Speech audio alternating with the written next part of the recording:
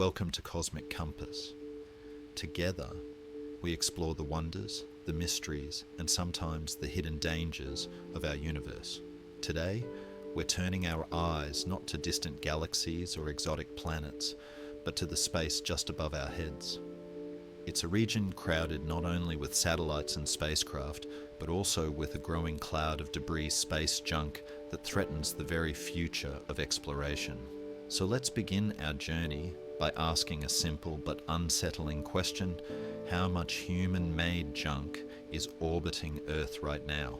From the surface of Earth space might look vast and empty, but let's ask ourselves a question: just how much junk have we left orbiting our planet? Pause for a moment and try to guess. Is it thousands of objects, tens of thousands, or perhaps something far greater? According to research from the Technical University of Braunschweig, the numbers are staggering.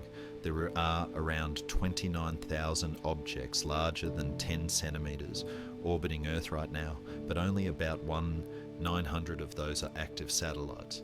Add to that 700,000 objects larger than 1 centimeter and an estimated 200 million pieces bigger than a single millimeter. These aren't just harmless specks. Every single one of them is racing around the planet at speeds up to 28,000 kilometers per hour faster than a bullet. Imagine standing outside while millions of tiny blades zip above your head, invisible but deadly. That is the environment surrounding our world today. To keep track of this chaotic swarm, the United States Department of Defense actively monitors all objects larger than 10 centimeters. Each orbit is mapped with extreme precision to avoid catastrophic collisions. In visualization models, red dots represent active satellites, blue marks old rocket parts, and grey shows the countless fragments of defunct satellites. Of course, these visuals are not to scale.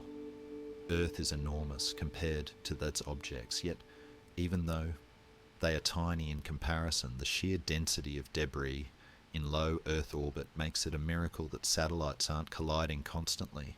But collisions do happen. In 2009, two satellites, Iridium-33 and Cosmos 2271, smashed into each other at a combined speed of 42,000 kilometers per hour. The impact shattered both into thousands of pieces, many of which are still being tracked to this day. Smaller impacts are far more common. The Sentinel-1 satellite, for example, was struck by a fragment just 5 millimeters across. That tiny piece left a 40-centimeter crater in its solar panel. Even the International Space Station hasn't escaped unscathed. On one of its windows, astronauts discovered a 7-millimeter chip caused by a particle smaller than a grain of sand. Imagine looking out that window knowing only a few layers of glass separate you from the void. With so much material circling above, scientists worry about what's called the Kessler Syndrome. This is a nightmare scenario where one major collision creates a cloud of fragments. Those fragments then strike other satellites, producing even more debris in a runaway chain reaction. Eventually, Earth's orbit could turn into a storm of shrapnel, making space travel and even satellite communication nearly impossible. If you've seen the film Gravity, you've already had a glimpse of what such a disaster might look like. But unlike cinema, this is not fiction. It is a very real possibility. Recognizing the danger that the Japanese space agency JAXA identified 100 large objects that should be removed from orbit 5 each year to prevent disaster. But how do we actually clean up space? Some proposed missions are quite imaginative. Ideas include throwing large nets over debris, deploying solar sails to create drag and pull objects down, or even using robotic arms and slingshots to fling pieces into safe orbits for re-entry. Objects in low Earth orbit will eventually fall back on their own due to atmospheric drag, but the process can take hundreds or even thousands of years. Most will burn up harmlessly during re-entry, but waiting that long is not a practical solution. So why isn't more being done? The answer, as usual, comes down to money. Launching satellites is profitable.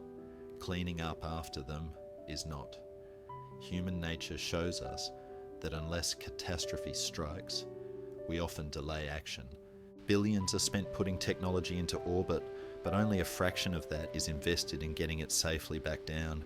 Shouldn't the companies and agencies responsible for putting objects into space also be required to remove them once they are no longer useful? That seems fair. But in practice, accountability in orbit is still a grey area. And so we're left with a bigger question. If space is humanity's shared home beyond Earth, are we already turning it into a cosmic junkyard? Before long, the problem may no longer be about what we can launch into space, but whether we can launch at all. Let's think about that. What do you believe should be done? Should the burden fall on governments, private companies, or perhaps an international effort? Thank you for watching. Don't forget to subscribe to Cosmic Compass for more journeys into the wonders and challenges of our universe. Until next time, keep looking up. Space is more than just a frontier. It's the foundation for communication, navigation, and discovery. But it's also fragile, and what we do today will shape the opportunities of tomorrow. If you found this story eye-opening, make sure to subscribe to Cosmic Compass so you don't miss our next exploration into the cosmos. Share your thoughts in the comments. Do you believe cleaning up space should be a shared global responsibility, or left to those who launched the satellites in the first place? Thank you for joining us on this journey. Until next time, let's keep our eyes on the stars, and remember, the future of space is in our hands.